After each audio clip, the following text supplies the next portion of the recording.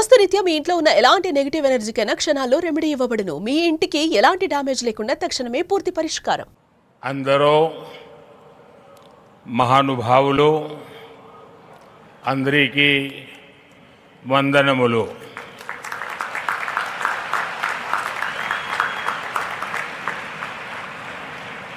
मुख्यमंत्री श्री चंद्रबाबू नायडू,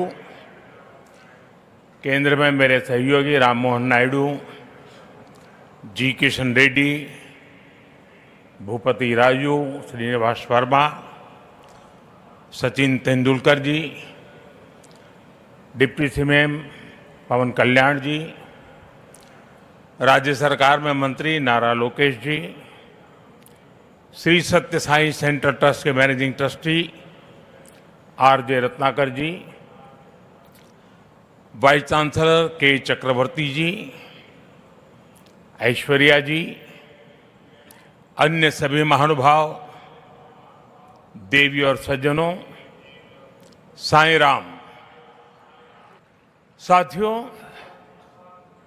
आज इस पावन भूमि पुट्टपर्थी में आप सभी के बीच उपस्थित होना मेरे लिए एक भावात्मक और आध्यात्मिक अनुभव है। मुझे कुछ देर पहले बाबा की समाधि पर श्रद्धा सुमन अर्पित करने का अवसर मिला।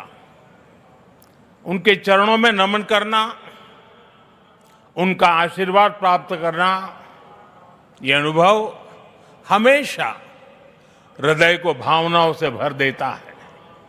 साथियों, श्री सत्य साई बाबा का यह जन्म शताब्दी वर्ष हमारी पीढ़ी के लिए सिर्फ एक उत्सव नहीं, यह एक दिव्य वरदान है। आज भले ही वे हमारे बीच दैहिक स्वरूप में नहीं है,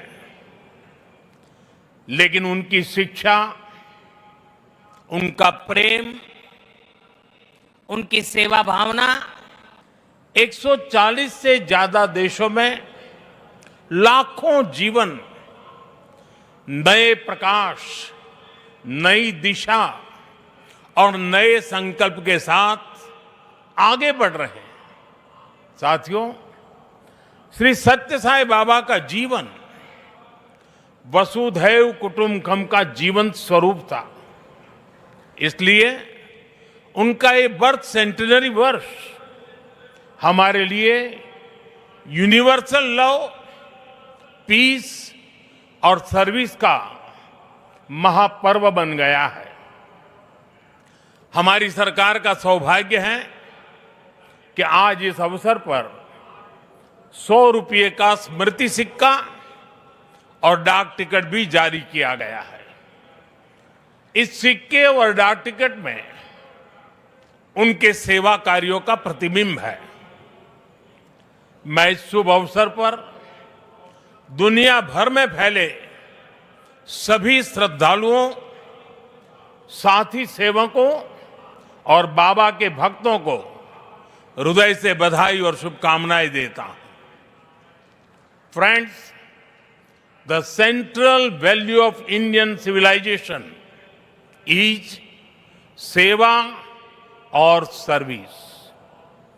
All our diverse spiritual and philosophical traditions ultimately lead to this one ideal. Whether one walks the path of bhakti, jnana or karma, each is connected to seva. What is bhakti? Without service to the divine present in all beings. What is jnana? If it does not awaken compassion for others. What is karma? If not the spirit of offering one's work as service to society. Seva paramo dharma is the ethos that has sustained India through centuries of changes and challenges. It has given our civilization its inner strength. Many of our great saints and reformers have carried forward this timeless message in was suited to that times. Sri Satya Sai Baba placed seva at the very heart of human life. He often said, love all, serve all. For him, seva was love in action. His institutions in education, healthcare, rural development, and many such areas stand as living proof of this philosophy.